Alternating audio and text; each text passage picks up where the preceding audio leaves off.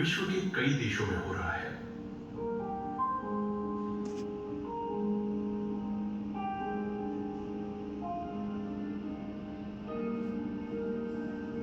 भारत में नई दिल्ली के बहाई मंदिर के साथ साथ बिहार शरीफ में भी एक और बहाई उपासना मंदिर स्थापित है। दोनों ही एकता, शांति और भक्ति का एक ही संदेश देते हैं। इसमें भी जाएंगे। बहाई उपासना मंदिर सार्वभौमिक उपासना स्थल है जो सभी के लिए खुले हैं, चाहे उनकी धार्मिक पृष्ठभूमि, प्रजाति या लिंग कुछ भी हो, और ये आध्यात्मिक यथार्थ एवं जीवन के मूलभूत प्रश्नों पर गहन चिंतन के लिए एक आश्रय स्थल है।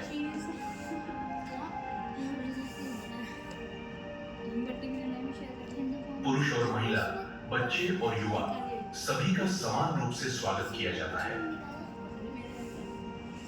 उपासना मंदिर केवल इमारतें नहीं है, वे एक साझे भविष्य की ओर जाने वाले मार्ग को प्रकाशित करने वाले प्रकाश स्तंभ है, जहां ईश्वर की एकता, धर्म की एकता और मानवता की एकता को सभी द्वारा स्वीकारा जाता है।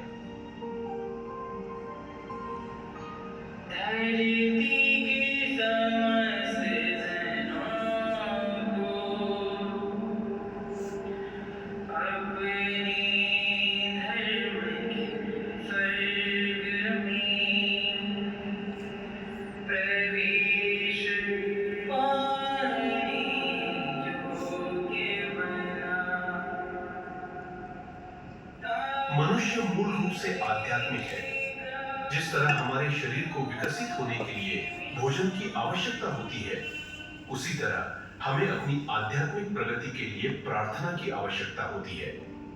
प्रार्थना आत्मा के लिए भोजन है। यह आत्मा का अपने सृजनकर्ता के साथ वार्तालाप है। प्रार्थना हृदय में ताजगी लाती है और उसे शुद्ध करती है। अपने उच्चतम रूप में प्रार्थना ईश्वर के लिए प्रेम पूर्ण स्तुति की एक शुद्ध अभिव्यक्ति है। यह हमारे हृदय में ईश्वर के प्रति हमारे प्रेम को गहरा करती है और हमें उसके करीब लाती है।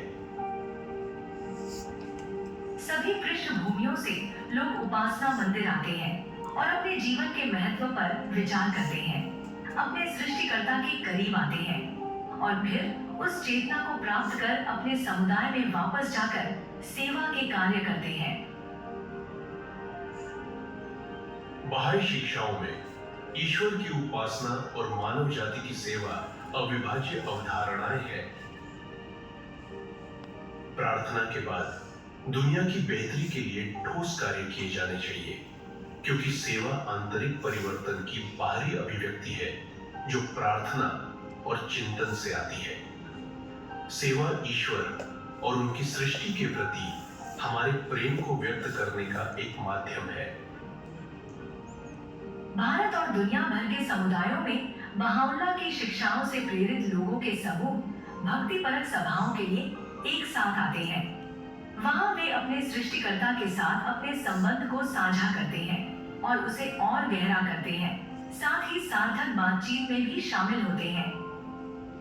इन अंतर्दृष्टियों के प्रभाव को अर्थपूर्ण वार्तालाप के रूप में बच्चों की नैतिक शिक्षा के लिए कक्षाओं के माध्यम से, किशोरों के सशक्तिकरण के लिए समूहों के माध्यम से और युवाओं और वयस्कों के लिए अध्ययन कक्षाओं के माध्यम से दूसरों के साथ साझा किया जाता है।